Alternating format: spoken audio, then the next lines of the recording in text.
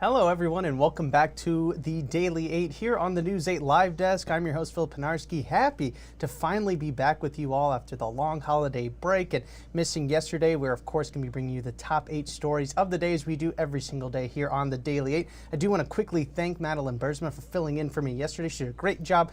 And I do want to, again, thank everybody for tuning in once again to the Daily 8. We're very happy to be back. Again, hopefully you all had a very long and happy holiday break and got the chance to spend time with some family and really just enjoy the holiday time. But we are going to get back into work here on the Daily 8, and we've got 8 stories, as I mentioned, for you all to get to know today. And we begin with our first story of the day.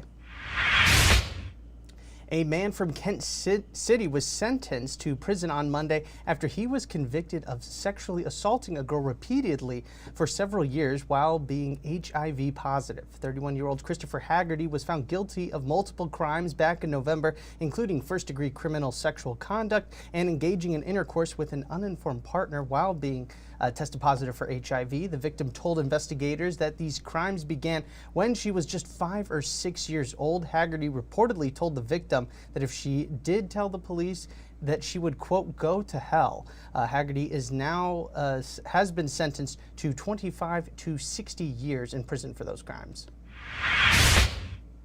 And we have a couple of warnings from law enforcement agencies across West Michigan. First, over in East Grand Rapids, the Department of Public Safety is reminding residents to use caution around potential frozen Reed's Lake, as the ice may not be as thick as you might think. A 13-year-old girl had to be rescued from Reed's Lake after she fell into waist-deep waters this past weekend. And over in Ottawa County, a recent rise in car thefts have prompted the sheriff's office there to issue warnings to residents to remember to lock their vehicles. They've seen not just items being stolen from those cars, but also the cars themselves being stolen. So something to keep an eye out there. And leaders in South Haven have decided to bring in a consultant to help develop what a potential lifeguard program would look like in South Haven. This comes after the City Council voted to approve an agreement with the United States Lifeguard Association during Monday's meeting. While this is a first step, it doesn't guarantee that lifeguards are going to be coming to the beaches in South Haven just yet. The consultant group will work on 2 different lifeguarding plans as far as where to staff them and how many. Results from the consultation are expected to be revealed sometime around March. And as temperatures continue to stay below freezing here in West Michigan and a lot of areas across the country, really, Meltrotter Ministries here in Grand Rapids will be extending its coat drive by another month. The nonprofit that caters to the homeless population in Grand Rapids made the decision as the need for more wintertime gear continues to climb. Officials also say that fewer donations have also made it difficult to keep people warm this winter. Meltrotter is aiming to get a total of about 250 coats for those in need. They're also asking for some more specific items to be donated as well, like jeans, sweatshirts, boots, and gloves. You can actually find where to donate these items for that coat drive right now over on woodtv.com.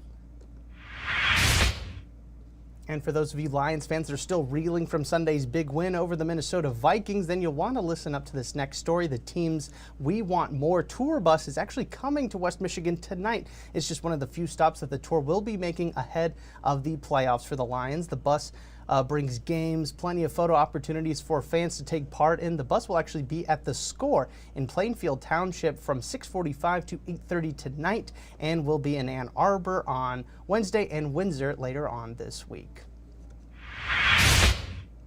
And how about another Lions story? 2 fans turned Hollywood actors couldn't let the glitz and glamour of the Golden Globes get in the way of their fandom. Kristen Bell posted this video of her on her Instagram Sunday that showed her husband, Dax Shepard, watching Sunday's game on his phone while the awards ceremony was still going on. She tagged Shepard and the Lions in the post with a hashtag priorities, and I couldn't agree more.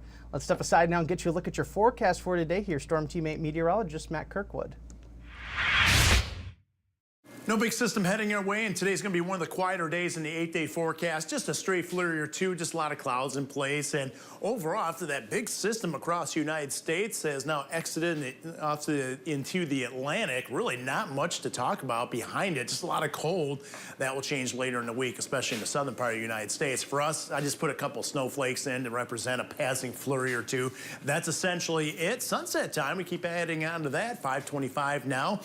Lake effect, I think that's going to develop or intensify a bit tonight, especially along the lake shore, and will continue tomorrow. Areas west of US 131, I think, could easily see 1 to 3 inches of snow.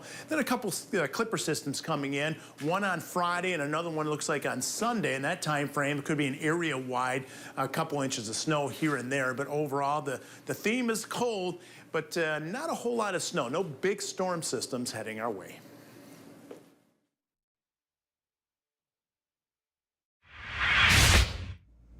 All right, thanks, Matt. And we end today's show with the news that President Joe Biden signed a bill over the weekend that would rename the Comstock Park Post Office after Captain Miguel Nava. Nava was one of 5 U.S. Marines killed in a helicopter crash last February. Nava grew up in Comstock Park and had graduated high school there back in 2013 before entering the Marines. The renamed post office will be located on Leland Avenue off of West River Drive. Representative Hillary Skolton sponsored the bill to change the name of the post office. She called the signing an incredibly meaningful way to start the year. And that's going to do it for us today on the Daily 8. We will, of course, be back again tomorrow with 8 more stories that you need to know for your Wednesday. I want to thank everybody so much for tuning into this latest edition of the News 8 Live Desk. I'm Phil Panarski, and we hope you have a great rest of your day.